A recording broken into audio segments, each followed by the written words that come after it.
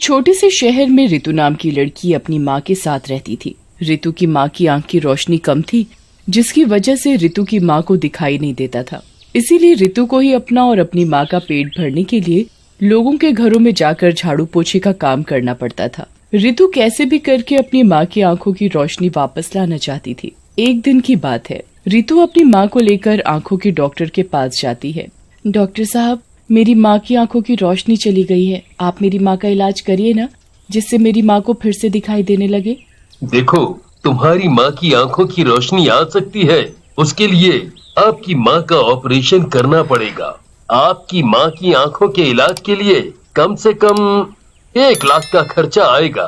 ठीक है डॉक्टर साहब, मैं अपनी माँ की आंखों की रोशनी लाने के लिए 1 लाख रुपए का इंतजाम करूंगी। रितु, तू इतने पैसे कहाँ से लाएगी? कहाँ तो हम पेट भर खाना नहीं खा पाते। माँ, तू चिंता मत कर, मैं पैसे का इंतजाम कर लूंगी।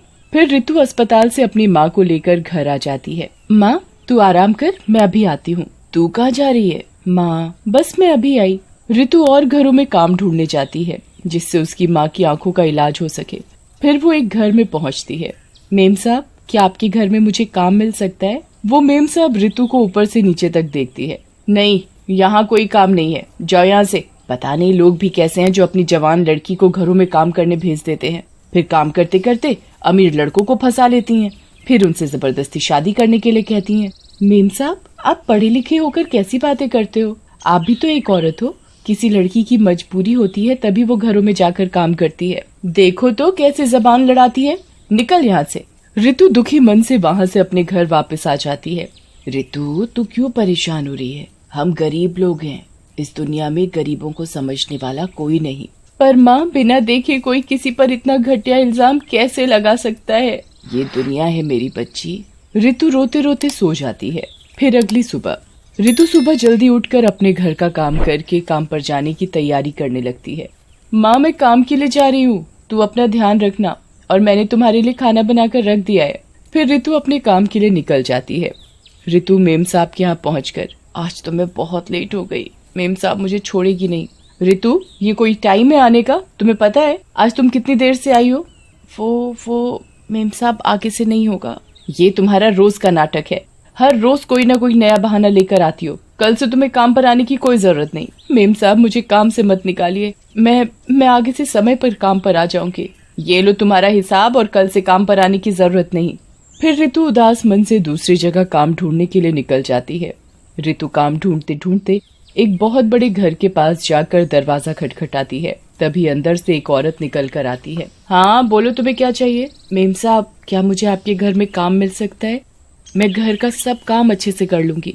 हाँ ठीक है, तुम यहाँ काम कर सकती हो, पर काम पूरी साफ सफाई से करना होगा और तुम्हें एक भी छुट्टी नहीं मिलेगी। बोलो, मंजूर है? हाँ, मैं सारा काम अच्छे से कर लूंगी, आपको शिकायत का कोई मौका नहीं मिलेगा।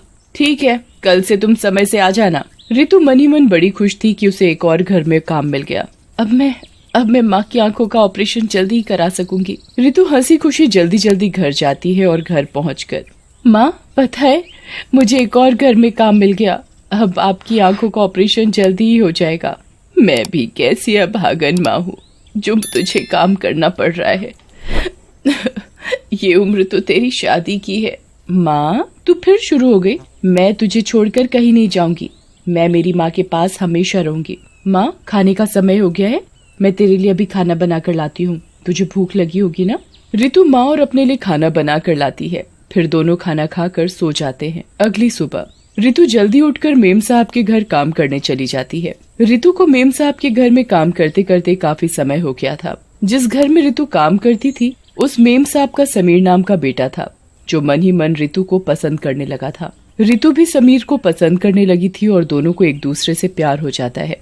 फिर एक दिन समीर और रितु दोनों एक साथ बैठकर बातें कर रहे होते हैं। रितु, तुम मुझे साहब मत बोला करो, मुझे बिल्कुल भी अच्छा नहीं लगता जब तुम मुझे साहब कहती हो।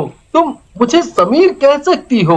नहीं साहब, अगर मेम साहब ने मुझे आपका नाम लेते हुए देख लिया ना, तो वो बड़ी गुस्सा होंगी। फिर समीर बातों ही बातों में रितु को अपने प्यार का इजहार कर देता है। रितु, मैं तुमसे प्यार करता हूँ और शादी करना चाहता हूँ।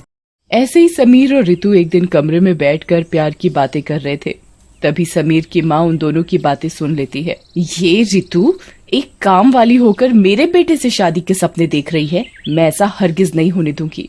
तभी समीर की माँ अपने भाई को फोन करके घर बुलाती है। भैया, ये रितु मेरे घर की बहू बनने का सपना देख रही है, इसने समीर को अपने प्यार के जाल में फंसा लिया है। बहना, तू चिंता मत कर, हम कल ही इसका काम तमाम कर देंगे। और अगले दिन समीर की माँ समीर को बहाने से उसे 2-4 दिन के लिए किसी काम से बाहर भेज देती है। रितु हमेशा की तरह आकर अपने काम में लग जाती है। उधर समीर की माँ और उसका मामा रसोई में गैस चालू कर देते हैं। जैसे ही रितु रसोई में जाकर गैस चालू करती है, गैस चालू होते ही सिलेंडर फट जाता है। अरे कोई बचाओ, मुझे कोई बचाओ, मैं जल रही हूँ। दूर खड़े समीर की माँ और मामा रितु को जलता देख रहे थे। मेम साहब बचाओ मुझे, मैं जल रही हूँ। तो जलती रह, तेरी यही सजा है। रितु मालकिन की बात सुनकर हैरान हो जाती है। मुझे ये तो बताओ मालकिन, आखिर मेरी गलती क्या है? तुम लोगों ने मेरे साथ ऐसा क्यों किया? तेरी ये गलती है कि तू एक काम वाली होकर मेरे बेटे से प्यार करती है और उससे शादी के सपने देख रही है। मैं ऐसा हरगिज नहीं होने दूंगी। मैं तुम्हें नहीं छोड़ूंगी। अपनी मौत का बदला मैं जरूर लूंगी।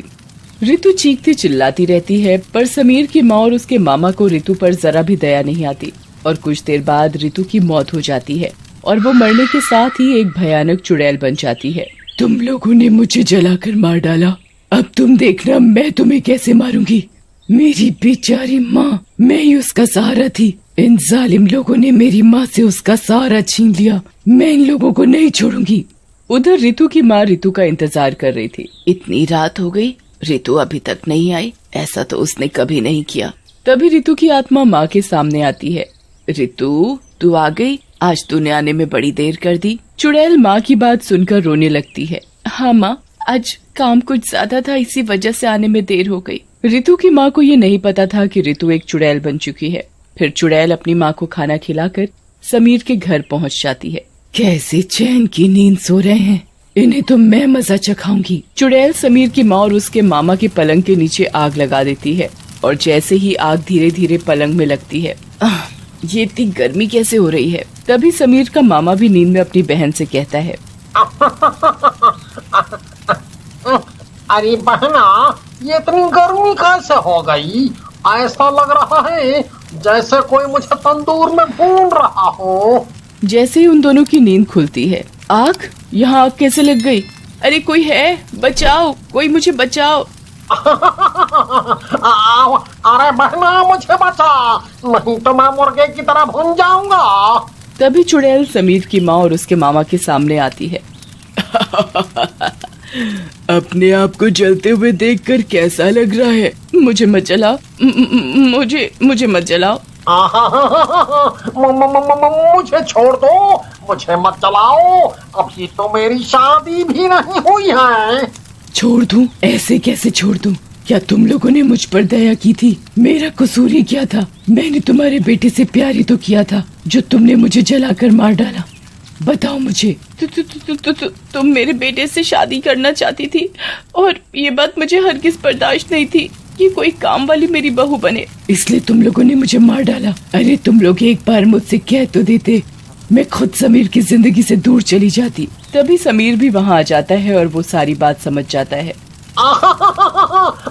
समीर बेटा, हमें बचाओ, ये चुड़ैल हमें मार डालेगी। रितु, छोड़ दो इन्हें मत मारो, इनके किए की सजा इन्हें कानून देगा। समीर बेटा, हमें बचाओ, ये चुड़ैल हमें मार डालेगी। नहीं, मैं भी इन्हें जलाकर मार डालूंगी जैसे इन्होंने मुझे जलाया। मुझे मेरी माँ से दूर किया, मुझे तुमसे दूर किया। रितु, छोड़ दो इन्हें, अगर तुम मुझसे प्यार करती हो तो इन्हें छोड़ दो। चुड़ैल इतना सुनते ही कमरे में लगी आग बुझा देती है और समीर के गले लगकर रोने लगती है। मैं मेरी माँ का सहारा थी, मैं अपनी माँ की आंखों का ऑपरेशन कराना चाहती थी, सब खत्म हो गया, अब मेरी माँ कभी नहीं देख पाएगी। मैं कराऊंगा तुम्हारी माँ का ऑपरेशन, मैं तुम्हारी माँ का ध्यान रखूंगा। ये सुनकर चुड़ैल को तसल्ली हो जाती है। अब मेरी चिंता खत्म हुई। समीर, अब मुझे जाना होगा। इतना कहते ही चुड़ैल वहाँ से चली जाती है।